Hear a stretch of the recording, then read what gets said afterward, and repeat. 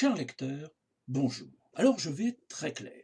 Les gens qui défendent la location bec et ongle en lieu et place de l'achat immobilier m'énervent autant que les défenseurs dogmatiques de l'OPEX contre le CAPEX en entreprise, et je vous assure que ce n'est pas peu dire. Dans ce coup de gueule, je vous propose de balayer les arguments des cigales et de défendre les fourmis. Nous allons, en quelques minutes, défendre l'investissement contre la dépense perdue. C'est un sujet que je n'aborde jamais dans mes romans, que vous découvrez sur pierrebl.com. C'est un tort. Un jour, sans doute.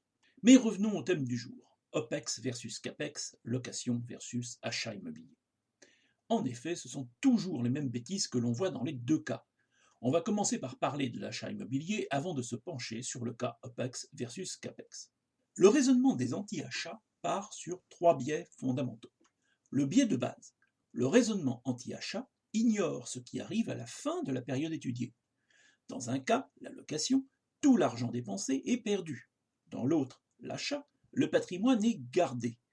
Être propriétaire de son logement au moment de sa retraite est vital. Les revenus baissent d'environ 50%.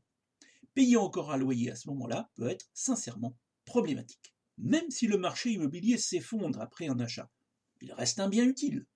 Même si sa valeur est réduite de 99%, ce qui n'arrive jamais, il reste 1%. Ce sera toujours plus que le 1% de la location.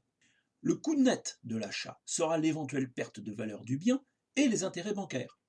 Le loyer sera toujours plus élevé. Deuxième biais, les frais. Alors oui, il y a des travaux, des impôts, des charges diverses. Et le propriétaire est tellement altruiste qu'il prend tout à sa charge. C'est évidemment stupide. Comme tout prestataire de service, le propriétaire refacture dans le loyer tous ses frais, avec une marge. Troisième biais, considérer l'immobilier uniquement comme un investissement financier. Le logement principal est avant tout l'endroit où l'on vit, et disposer d'un logement est nécessaire.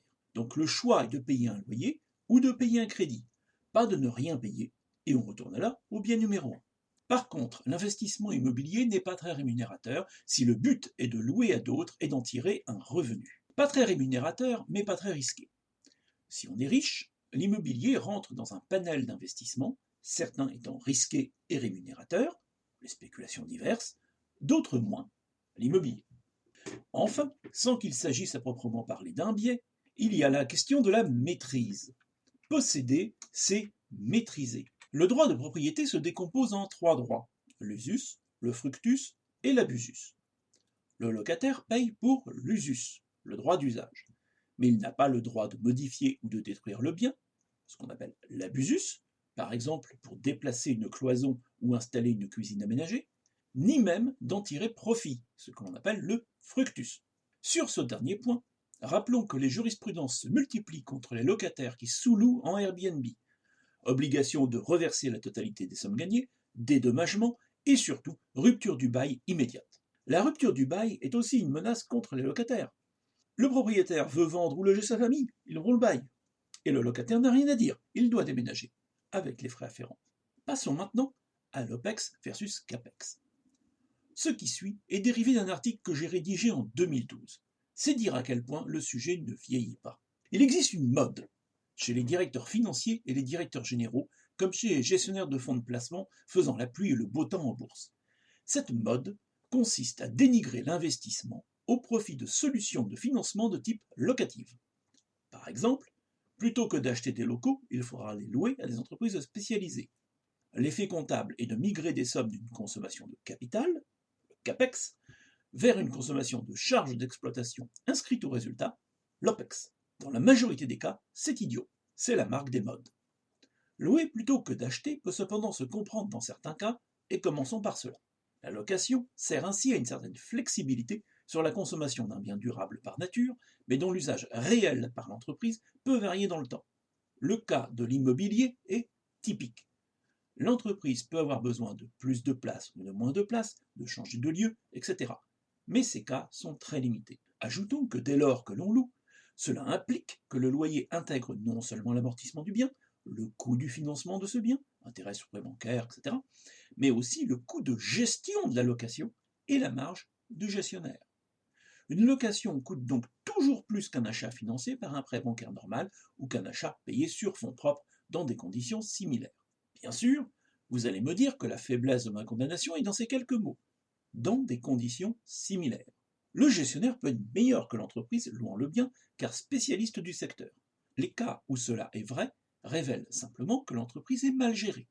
Cependant, cela peut être vrai lorsque le bailleur peut mutualiser des services. Typiquement, construire un data center redondé avec de multiples sécurités coûte cher, tant à la construction qu'à l'entretien, et ce n'est pas la quantité de serveurs que l'on met dedans qui change grand-chose. Donc, plus on mutualise l'endroit, moins il coûte cher à chaque utilisateur. Mon site web, pierrebl.com, est hébergé sur un serveur loué chez un prestataire spécialisé pour quelques euros par an, parce que je ne me vois pas embaucher un ingénieur de production, construire un data center, etc. Et tout ça pour ce seul petit site web. Le transfert de risque peut également être une justification au surcoût assumé. Je ne veux pas être responsable de gérer ce machin auquel je ne comprends rien ou qui peut me péter à la figure à tout moment. Mais est-ce bien raisonnable d'utiliser un tel machin, sauf à titre de test, avant de décider ou non d'investir dans le dit machin? 3 cas donc justifient la démarche de location au lieu de l'investissement. La flexibilité de consommation de biens durables par nature, la mutualisation et l'absence de risque. Dans tous les autres cas, les inconvénients sont largement supérieurs dès lors que l'on réagit en entrepreneur et pas en comptable borné et intellectuellement limité. Le premier inconvénient, nous l'avons vu, c'est le coût. Le deuxième est l'absence de propriété. Quand on parle d'investissement stratégique, ne pas être propriétaire est un peu gênant tout de même. Une entreprise peut ainsi se retrouver privée d'outils nécessaires à son fonctionnement parce que son prestataire sera défaillant, pas forcément sur le plan technique, mais éventuellement sur le plan financier. Vous utilisez une machine louée. Votre bailleur fait faillite.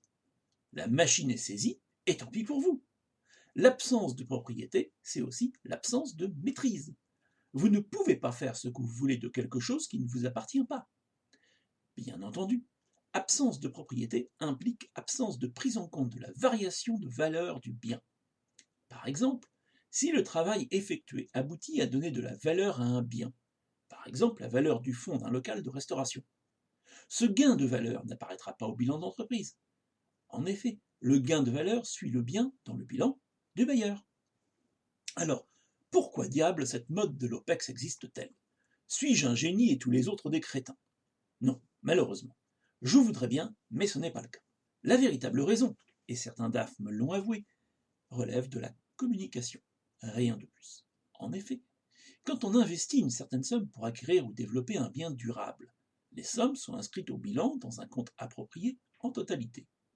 Et chaque année, le résultat sera réduit d'une fraction de ce coût, correspondant théoriquement à la baisse de valeur du bien acquis du fait de son usure ou de son obsolescence, ce que l'on nomme les amortissements.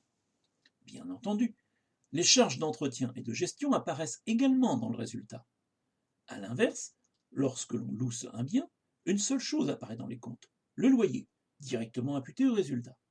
Comme on l'a vu, en dehors du cas particulier de la mutualisation, le loyer est forcément supérieur à l'amortissement augmenté des frais d'entretien et de gestion.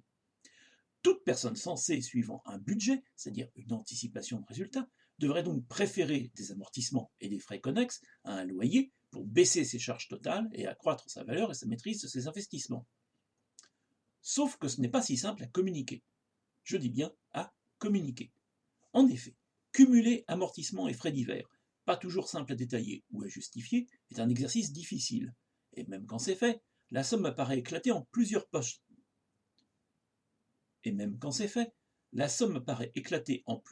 Budgétaires difficiles à suivre pour un non comptable. A l'inverse, un loyer, c'est simple, clair, limpide. La vraie solution d'une bonne gestion ne réside donc pas dans le choix d'OPEX au lieu de CAPEX, mais dans une bonne présentation des budgets et des suivis budgétaires. Pour y parvenir, une des solutions est une location interne. Un service bailleur, un CSP, centre de services partagés par exemple, loue quelque chose à un service bénéficiaire. Les surcoûts sont toujours là, mais au moins ça reste dans l'entreprise. Et la maîtrise reste aussi dans l'enceinte de la firme. La prochaine fois que quelqu'un jouera sa cigale moqueuse devant vous, jouez votre fourmi et tentez au passage de tirer du bénéfice de cet imbécile. Bonne fin de journée.